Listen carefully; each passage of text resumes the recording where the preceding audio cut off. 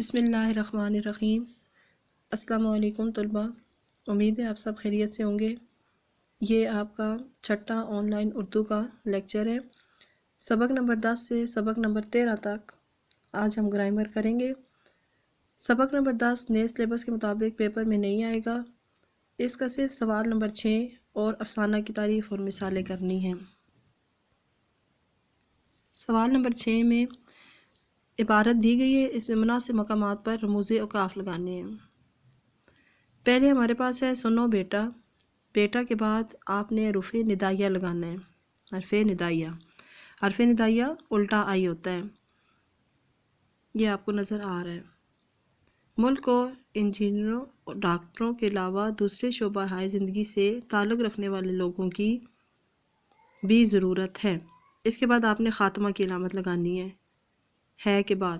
اس ملک میں کوئی چوٹی کا مورخ کے بعد کوما، ماہر اقتصادیات، یہ آپ کے سامنے لکھا ہوا ہے، کوما، یگانہ روزگار ادیب یا شاعر، شاعر کے بعد کوما، بہترین منتظم، کوما، بین الاقوامی معیار کا قانون دان یا سیاستدان، کوما، سائنسدان نہیں ہے کے بعد آپ نے خاتمہ کی علامت لگانی ہے، یعنی چھوٹی سی لائن لگانی ہے، اور پھر جملہ مکمل ہو گیا، یعنی یہ پیراگراف ہمارے پاس مکمل ہو جائے گا۔ اب ہم افسانہ کی تعریف اور اس کی مثالیں کریں گے۔ افسانہ کی تعریف، یہ دیکھیں یہاں پر لکھا ہوا ہے، ہم افسانہ کی تعریف یوں پیش کرتے ہیں۔ آپ لکھیں گے افسانہ کی تعریف یہ ہے۔ افسانہ ادب کی نثری صنف ہے، یہ اس میں لکھا ہوا نہیں، آپ نے خود لکھنا ہے۔ افسانہ ادب کی نثری صنف ہے، یہ آپ کے سامنے میں نے لکھ کے دکھا دیا آپ کو، اسی طرح لکھنا ہے۔ افسانہ ادب کی نثری صنف ہے، افسانہ، اس کو آپ نے واوین میں لکھنا ہے، افسانہ کو، لفظ افسانہ کو واوین میں لکھنا ہے۔ ادب کی وہ صنف ہے جو زندگی، کردار یا واقعہ کے کسی ایک پہلو کو مکمل طور پر اس طرح پیش کرتا ہے کہ اسے ایک ہی نشست میں پڑھا جا سکے، یعنی ایک ہی بار پڑھا جا سکے۔ لغت کے اعتبار سے افسانہ چھوٹی کہانی کو کہتے ہیں، یعنی افسانہ وہ مختصر کہانی ہے جسے آدھے گھنٹے سے لے کر 1 یا 2 گھنٹے میں پڑھا جا سکتا ہے۔ آپ نے یہاں سے افسانہ ادب کی وہ صنف ہے یہاں سے شروع کرنا ہے، پھر یہ 2 لائنیں آپ کے سامنے جو نہیں لکھی ہوئی ہیں یہ لکھنی ہے، اور آخر میں 1 یا 2 گھنٹے میں پڑھا جا سکے، یہ آپ کے سامنے نشان لگا ہوا ہے، صرف اس کی تعریف یہاں تک کرنی ہے۔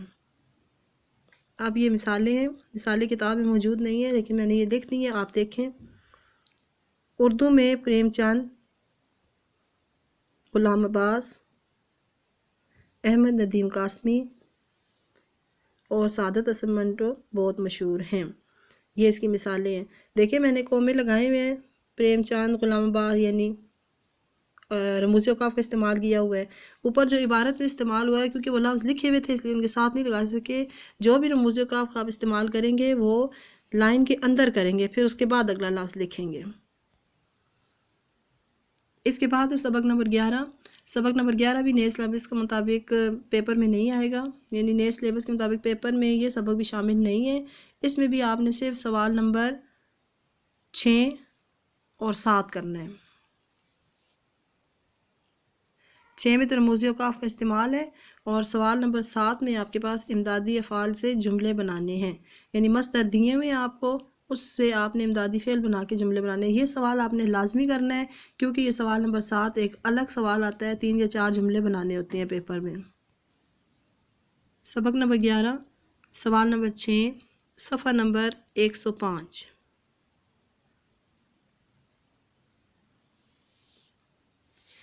ایک سو 5 پہ سوال نمبر 6 مناسب مقامات پر رموز اوقاف لگانے ہیں۔ پہلا سے الف، اسے جب دیکھو، دیکھو کے بعد آپ نے کوما کی علامت لگانی ہے۔ ہوا کے گھوڑے پر سوار ہوتا ہے، سکتہ کی علامت لگانی ہے، یعنی کوما لگانا ہے۔ بے میں ہمارے پاس ہے اس مضمون کے اہم نکات یہ ہیں، 2 نقطے اور آگے ایک چھوٹی سی لائن، یعنی خاتمہ کا نشان جس سے ہوتا ہے وہ لگانا ہے، یہ تفصیلیہ کی علامت ہوتی ہے۔ آپ نے تفصیلیہ واوین سوالیہ نہیں لکھنا، آپ نے صرف علامات لگانی ہیں، لیکن آپ کو پتہ ہونا چاہیے کہ یہ علامتیں رموز اوقاف میں کس کی ہیں۔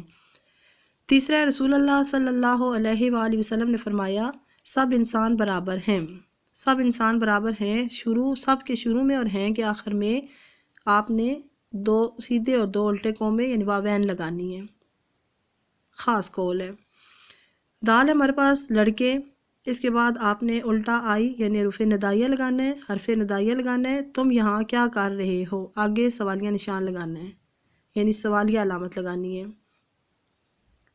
آگے دوست ہوتا نہیں ہر ہاتھ ملانے والا، یہ آپ نے واوین میں لکھنا ہے اور والا کے بعد آپ نے کوما لگانا ہے۔ احمد فراز کا یہ مصرع حقیقت پر مبنی ہے۔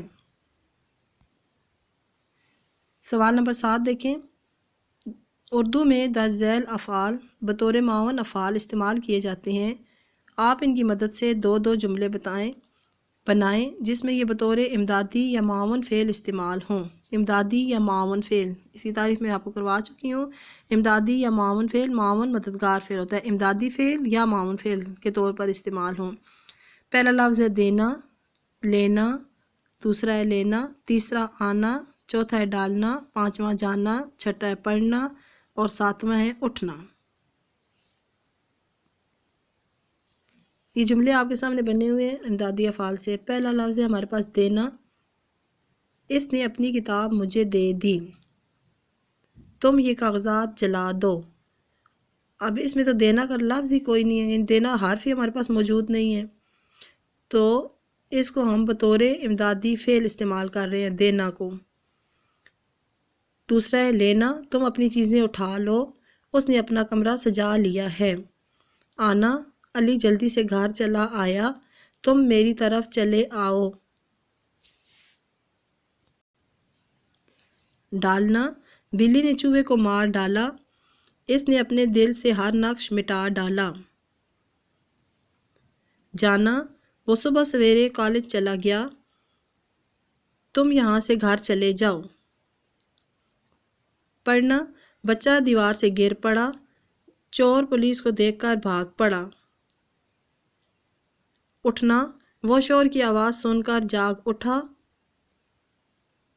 آگ تیزی سے بھڑک اٹھی۔ ابھی ہم نے جتنے یہ الفاظ پڑھے ہیں دینا، لینا، آنا، جانا وغیرہ، یہ جملے میں نظر نہیں آ رہے کیونکہ ان کو نون الف نا جو آخر میں مصدر سے یہ امدادی فعل بنائے گئے ہیں، مصدر سے نون الف نا کو ہٹا دیا گیا ہے اور اس سے جو نیا فعل بنا ہے اس کو جملے میں استعمال کیا گیا ہے۔ مثال کے طور پر آپ پہلا لفظ دیکھیں دینا، ٹھیک ہے، پہلا لفظ دینا ہے نا، تو دال کے ساتھ آپ الف لگائیں، چھوٹی یہ لگائیں، بڑی یہ لگائیں یا واو لگائیں، ٹھیک ہے، ان میں سے سارے ایک دفعہ ہی نہیں لگانے، ایک ایک باری باری لگانا ہے، یعنی دال یہ اور دال یہ الف دیا، دال کے ساتھ واو لگائیں تو دو، دال کے ساتھ بڑی یہ لکھ دیں تو دے، دال کے ساتھ چھوٹی یہ لکھ دیں تو دی۔ یہ اب 4 آپ کے پاس افعال بن گئے ہیں، ان کو آپ نے جملوں میں سے جو آپ کے پاس مناسب جملہ بن سکتا ہے بنا دیں۔ جیسے دیا لفظ ہو گیا تو اس کا بن سکتا ہے کہ بلی نے چوہے کو مار دیا، یہ دیا ہو گیا۔ اب 2 ہے، تم اپنی ساری چیزیں مجھے لا دو، میں نے اپنی کتاب تمہیں دے دی۔ پیپر کے لیے صرف ایک ہی جملہ تیار کرنا ہوتا ہے، یہ آپ کے پاس میں نے آپ کو 4 جملے بتائے ہیں، ان میں سے جو درست جملہ آپ سے بن سکے وہ بنا لیجیے گا۔ جیسے اب اگلا لفظ ہمارے پاس ہے جانا، اب ہمارے پاس جا ہے، جا کے ساتھ آپ یہی 4 لفظ یعنی یہ 4 حرف مسوتے انہیں کہتے ہیں، الف، واو، چھوٹی یہ اور بڑی یہ، انہیں مسوتے بولتے ہیں اردو میں۔ اگر ان میں سے ایک ایک لفظ آپ ان کے ساتھ لگا لیں، جیم الف جا، جا کے ساتھ آپ الف لگا ہوا ہے، جا تو لگا ہوا ہے، الف ایک مزید لگائیں گے تو لفظ نہیں بن سکتا، ٹھیک ہے، تو جیم الف جا کے ساتھ آپ واو لگائیں تو جاؤ بن جائے گا، حمزہ واو جاؤ، ٹھیک ہے۔ جانا کا جو فعل ہے، ایک یاد رکھنے والی بات ہے، جانا کا گیا، یہ امدادی فعل ہمارا جانا گیا، گیا اب اس میں جیم الف جا استعمال نہیں ہوا، لیکن یہ آپ نے یاد رکھنا ہے کہ جانا کا جو امدادی فعل ہے وہ گیا ہوتا ہے، تو آپ نے جملہ کس کا بنانا ہے، گیا کا، جاؤ کا۔ ایک اور اس کی مثال دیکھ لیتے ہیں، ہمارے پاس ہے اگلا لفظ اٹھنا، اٹھنا، نون الف نا آپ کے پاس اس کے ساتھ سے ہٹا دیں تو اٹھ لفظ بن گیا ہے، اس کے ساتھ آپ الف لگائیں تو اٹھا، ٹھیک ہے، اس کے ساتھ آپ چھوٹی یہ لگا لیں اٹھی، اس کے ساتھ آپ بڑی یہ لگا لیں اٹھے، اس کے ساتھ آپ واو لگا لیں اٹھو۔ اب آپ کے پاس 4 فعل بن گئے ہیں، اٹھا، اٹھی، اٹھو اور اٹھے، یعنی 4 فعل بن گئے۔ ان میں سے آپ کے پاس جو آپ جس جملے میں آپ ان کو استعمال کرنا چاہتے ہیں وہ درست طریقے سے جس جملے میں بھی ہو سکتے ہیں ان میں کریں۔ جیسے اٹھنا کا آپ یہاں پہ دیکھیں، اٹھنا نون الف نا آپ نے ہٹا دیا تو اٹھا فعل بنا اٹھا، اٹھنا سے کیا بنا اٹھا، تو اب آپ نے اٹھنا کا جملہ نہیں بنانا بلکہ اٹھا کو جملہ میں استعمال کرنا، یعنی وہ شور کی آواز سن کر جاگ اٹھا، ٹھیک ہے۔ اب آپ کے پاس آپ نے اٹھ کے ساتھ چھوٹی یہ کا استعمال کیا ہے تو کیا لفظ بن گیا، فعل ہمارے پاس بن گیا اٹھی، تو آپ نے اب اٹھنا کو لفظ میں جملے میں استعمال نہیں کرنا بلکہ اٹھنی کو جملے میں استعمال کرنا ہے، یعنی آگ تیزی سے بھڑک اٹھی۔ اب ایک اور لفظ اس کی ہمارے پاس دیا ہوا ہے پڑھنا، پڑھنا، نون الف نا کو ہٹا کے آپ دیکھیں، پیڑ پڑھ ہے، پڑھ کے ساتھ آپ الف لگائیں تو پڑھا، ٹھیک ہے، پیڑ پڑھ کے ساتھ آپ چھوٹی شے لگا دیں چھوٹی یہ تو اس کے ساتھ ہو جائے گا پڑھی، پیڑ پڑھ کے ساتھ آپ بڑی یہ لگا دیں تو پڑھے، پیڑ پڑھ کے ساتھ آپ واو لگا دیں تو پڑھو۔ یہ 4 آپ کے پاس اس طرح کے افعال بن جاتے ہیں، ان کو آپ نے جملوں میں استعمال کرنا ہے، یعنی پڑھنا لفظ مصدر آپ کو دے دی ہے، اس امدادی فعل آپ نے پڑھنا سے پڑھ بنایا ہے، ٹھیک ہے، تو اس کا جملہ آپ نے بتایا ہے کہ بچہ دیوار سے گر پڑا، میرے ہاتھ سے قلم گر پڑا، یہ تو پڑھا ہو گیا۔ اب چھوٹی یہ اس کے ساتھ لگائیں تو پڑھی لفظ ہو جائے گا، فعل بن جائے گا پڑھی، تو کیا ہوگا، میرے ہاتھ سے کتاب گر پڑی، گر پڑی، گرنا بھی جو ہے نا گر سے گرنا اور پڑھی سے پڑھنا بنتا ہے، یقیناً آپ کو سمجھ آ گئے ہوں گے۔ جو آپ کو امدادی فعل دیں گے ان کے میں سے آپ نے نون الف نا ہٹا دینا ہے، اس کے ساتھ آپ مسوتے یعنی 4 لفظ الف چھوٹی یہ بڑی یہ یا واو لگا کے دیکھیں، جو آپ کے پاس امدادی فعل بنتا ہے اس کا آپ جملے میں استعمال کریں، جو درست جملہ آپ کے پاس بنتا ہے۔ بعض لفظ ایسے بھی ہیں یہ 4 لفظ لگائیں تو ان میں سے دو یا 3 کے ساتھ یا ایک کے ساتھ جملہ نہیں بن سکتا، لیکن ایک لفظ ضرور ایسا ہوگا، ایک فعل آپ کے پاس ضرور ایسا ہوگا جس سے آپ جملہ بنا سکتے ہیں۔ امدادی افعال کی تعریف میں نے آپ کو بہت تفصیل سے بتائی تھی، آج اس کے جملوں کا استعمال بھی میں نے آپ کو پوری کوشش کی ہے کہ آپ کی سمجھ میں آ جائے۔ یہ اس کو اتنا تفصیل سے سمجھانے کا مقصد یہ ہے کہ اس کا ایک الگ سوال ہوتا ہے اور آپ نے ان کے امدادی فعل کے جملے بنانے ہوتے ہیں، مصدر آپ کو وہاں پہ پیپر میں دیے ہوئے ہوتے ہیں اور آپ نے ان سے امدادی افعال خود بنانے ہوتے ہیں، امدادی افعال کو آپ نے جملوں میں استعمال کرنا ہوتا ہے، لہٰذا اس کو بہت توجہ سے اور غور سے دیکھیے گا، اگر پھر بھی سمجھ نہ آئے تو پوچھ لیجیے گا۔ سبق نمبر 11 میں امدادی افعال تک تھا اور اب سبق نمبر 12 ہے ہمارے پاس کنڈکٹر، اور اس کی مصنفہ کا نام ہے الطاف فاطمہ۔ سبق نمبر 10 اور 11 تو سلیبس میں شامل نہیں ہے، لیکن یہ سبق نمبر 12 جو ہے کنڈکٹر، ان کی مصنفہ ہیں الطاف فاطمہ، یہ سلیبس میں شامل ہیں۔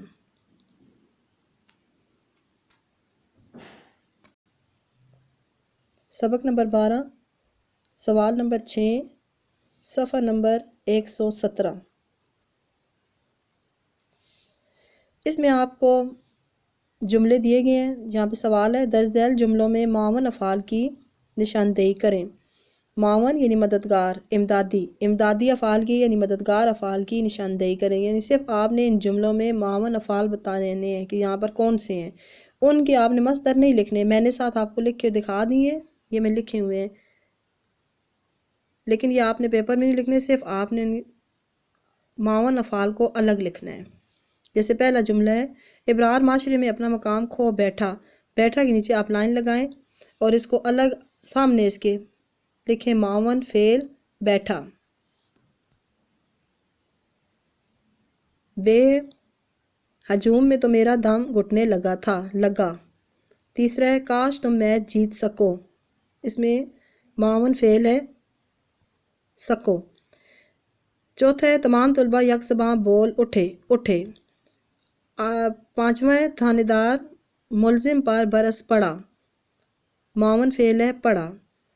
یعنی پہلا ہمارے پاس کیا تھا؟ بیٹھا، بیٹھنا، بیٹھا جو ہے وہ بیٹھنا سے امدادی فعل بننا ہے، لگا لگنا سے، سکو سکنا سے، اٹھے اٹھنا سے، پڑھا پڑھنا سے۔ آپ نے اس طرح لکھنے نہیں ہیں، آپ نے صرف یہ بیٹھا، لگا، سکو، اٹھے، پڑھا معاون افعال کو الگ لکھنا ہے۔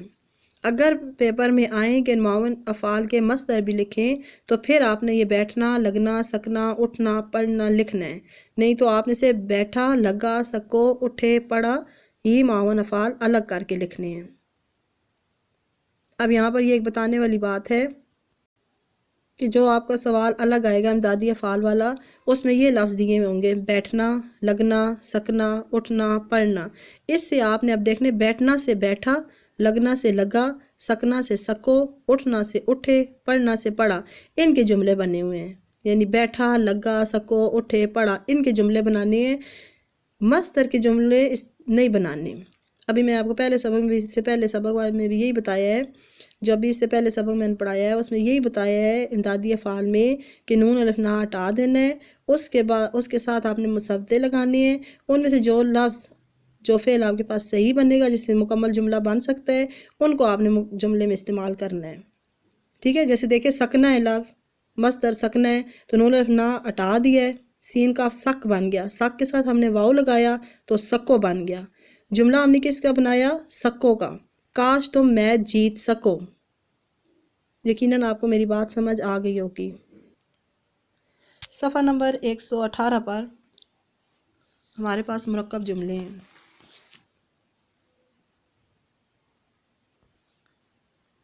اس سے پہلے ہمارے پاس ہے استدراکی جملے، اس میں عموماً دو جملوں کا باہم مقابلہ کیا جاتا ہے، یعنی دو جملے جو ہوتے ہیں ہمارے پاس دو جملوں کا باہم مقابلہ کیا جاتا ہے، یعنی آپس میں مقابلے میں ہوتے ہیں۔ آپ اس کی تعریف استدراکی جملے کس طرح لکھیں گے؟ استدراکی جملے میں عموماً دو جملوں کا باہم مقابلہ کیا جاتا ہے، اس طرح کے جملوں میں مگر، لیکن، اور، پر، بلکہ، سو وغیرہ استعمال ہوتے ہیں۔ آپ یہ اتنی بھی اس کی تعریف لکھے دو مثالیں لکھ سکتے ہیں۔ اس کے علاوہ اس کی 3 قسمیں ہیں۔ نمبر 1، کوئی سے دو جملے آپ کے پاس ہیں، دوسرا جملہ پہلے جملے کے خلاف یا اس کی نفی کرتا ہے۔ مثال کے طور پر وہ ترقی کرتے ہوئے کہاں جا پہنچا مگر میں وہیں کا وہیں ہوں۔ مثال نمبر 2، اتنا بڑا عالم اور اس قدر سنگ دل۔ بعض اوقات اس طرح کے جملے یعنی جو جملہ پہلا جو دوسرا جملہ ہوتا ہے پہلے جملے کے خلاف ہوتا ہے یا نفی کرتا ہے، بعض اوقات اس طرح کے جملے اگرچہ سے شروع ہوتے ہیں۔ جیسے یہ مثال دیکھیں آپ کے سامنے ہے، اگرچہ اس نے مجھے نظر انداز کیا تھا لیکن میں اس کی مدد کروں گا۔ پہلی قسم کیا تھی؟ دوسرا جملہ پہلے جملے کی نفی کرتا ہے یعنی خلاف ہوتا ہے۔ دوسری قسم کیا ہے؟ دوسرا جملہ پہلے جملے کو محدود کرتا ہے، یعنی مثال نمبر 1، وہ وعدے تو کرتا ہے لیکن یاد نہیں رکھتا، وہ دوست تو ہے پر مصیبت کا ساتھی نہیں۔ تیسری قسم اس کی یہ ہے کہ دوسرا جو جملہ ہے یا دوسرا جو بیان ہے پہلے بیان کی یعنی پہلے جملے کی توصیح یا تصدیق کرتا ہے۔ اس کی مثال آپ اس طرح لکھ سکتے ہیں، اس نے صرف خود غرضی ہی نہیں کی بلکہ طرح طرح کی تکالیف بھی پہنچائیں۔ دوسرا جملہ، اس نے نہ صرف میری مدد کی بلکہ میری خوشی میں بھی شریک ہوا۔ اس طرح آپ کی یہ جو استدراکی جملے کی تعریف زیادہ تفصیل سے ہو جائے گی۔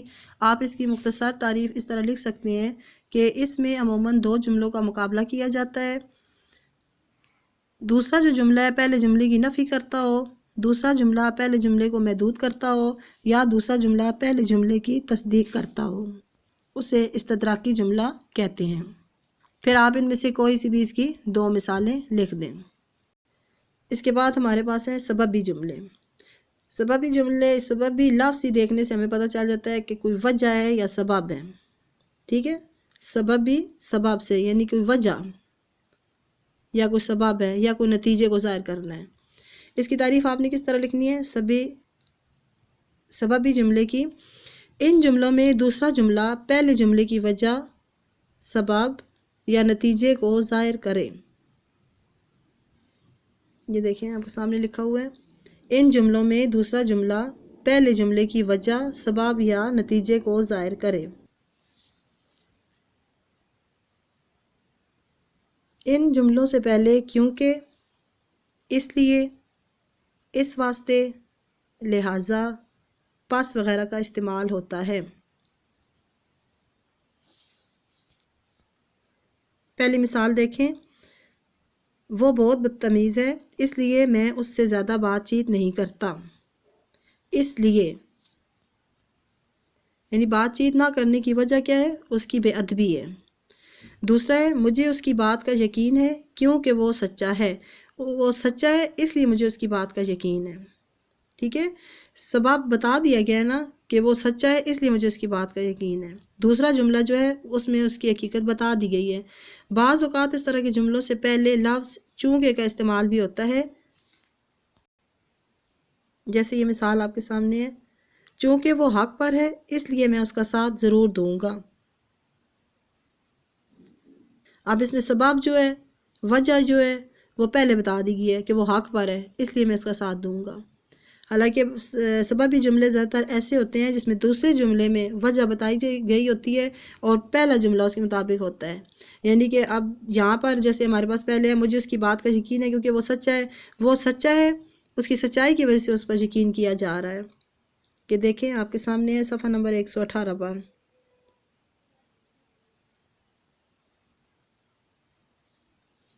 تو اس میں مثال نمبر 4 دیکھیں، چونکہ وہ حق پر ہے اس لیے میں اس کا ساتھ ضرور دوں گا۔ اب وہ حق پر ہے یعنی وہ سچا ہے تو اس لیے میں اس کا ساتھ دوں گا۔ اس میں جو اس کے سبب ہے وہ پہلے آ گیا، لیکن اس کے باوجود یہ جو جملہ ہے وہ سببی جملہ ہے۔ آپ نے اس کی تعریف کتنی لکھنی ہے؟ صرف آپ نے یہ لکھنا ہے، ان جملوں میں دوسرا جملہ پہلے جملے کی وجہ، سبب یا نتیجے کو ظاہر کرے، اس کو سببی جملہ کہتے ہیں۔ اس کی مثال کیا ہے؟ نمبر 1، مجھے اس کی بات کا یقین ہے کیونکہ وہ سچا ہے، چونکہ وہ حق پر ہے اس لیے میں اس کا ساتھ دوں گا۔ بس آپ نے اس طرح ایک تعریف لکھ کے اس کی 2 مثالیں لکھ دینی ہیں۔ اب ہمارے پاس ہے سبق نمبر 13، ایک وصیت کی تعمیل۔ اس کے مصنف کا نام ہے فرحت اللہ بیگ۔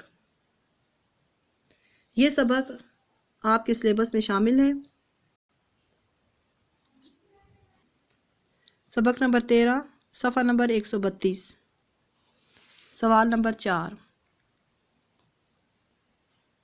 درج ذیل الفاظ پر ان کے سامنے لکھے گئے معنی کے مطابق اعراب لگائیں۔ پہلا لفظ دیکھیے ہمارے پاس خم اور خم۔ یہ دیکھیے آپ کے سامنے یہ حل ہوئے ہیں، آپ کو اعراب واضح نظر آ رہے ہوں گے۔ سوال اور جو الفاظ ہیں اور ان کے جو معنی ہیں وہ صفحہ نمبر 132 پر لکھے ہوئے ہیں ہمارے پاس۔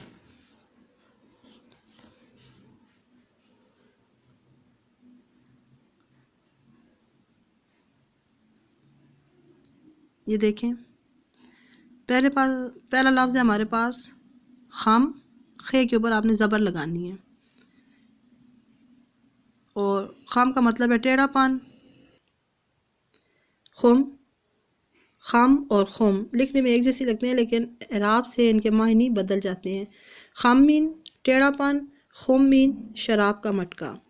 اگلا ہے کرم، کاف کے اوپر بھی زبر، رے کے اوپر بھی زبر، مہربانی، اور کرم کیڑا۔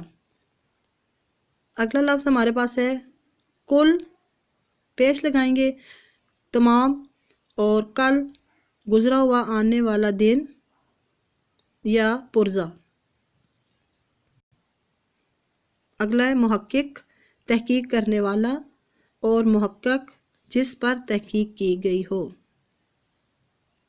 اگلا لفظ ہے ہمارے پاس منتظر، انتظار کرنے والا، منتظر جس کا انتظار کیا جائے۔ یہ دیکھیں آپ کے سامنے اعراب لگے ہوئے ہیں، ان کو غور سے دیکھیں، صرف اعراب کی وجہ سے معنی میں تبدیلی ہوتی ہے۔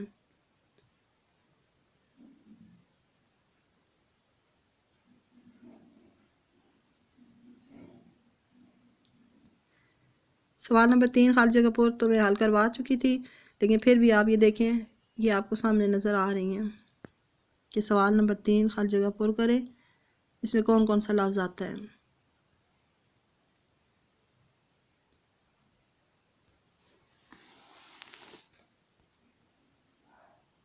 صفحہ نمبر 131 پر ہے۔ الحمدللہ سبق نمبر 10 سے لے کر سبق نمبر 13 تک کی گرامر ہماری مکمل ہو گئی ہے۔ طلباء نماز کی پابندی کے ساتھ ساتھ قرآن پاک بھی پڑھیں اور اس کے علاوہ صبح شام کی دعائیں بھی لازمی پڑھیں۔ اللہ تعالی ہم سب کو اپنے حفظ و امان میں رکھے۔ اللہ حافظ۔